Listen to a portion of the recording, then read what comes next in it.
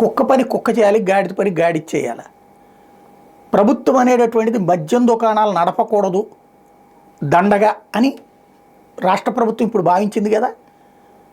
అది వ్యాపారం మద్యం వ్యాపారాలే చేసుకోవాలి, ఇసుక వ్యాపారాలే చేసుకోవాలి, మనకెందుకు అనినే కదా ఇప్పుడు ప్రభుత్వం నిర్ణయం తీసుకుంది. అంటే ప్రభుత్వం బాధ్యత నుంచి వదిలేసి ప్రైవేట్కి అప్పచెప్పేసింది కదా. ఇవి రెండు ప్రజలకు సంబంధించి, మద్యమేమో ఎక్కువ తాగనివ్వకూడదు, ఇసుకేమో ఎక్కువ తాగనివ్వకూడదు, కానీ ఈ రెండు వాళ్ళకి అప్పచెప్పేసాం.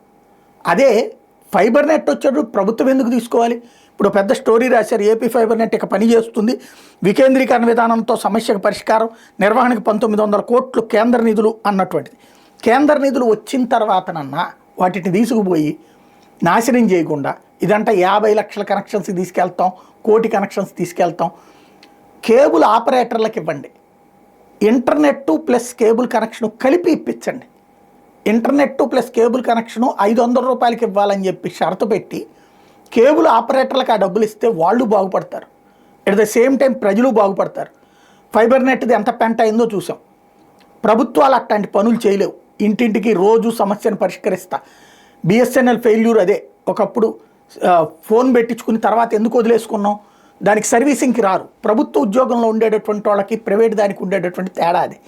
ఫైబర్ నెట్ ఇప్పుడు తాజాగా ఎక్కడికక్కడ స్ట్రక్ అయిపోతుండటం, ఎంత నానా తిప్పలు పడుతున్నారు, డబ్బు పోయే శని పట్టేలాగా తయారవుతుంది.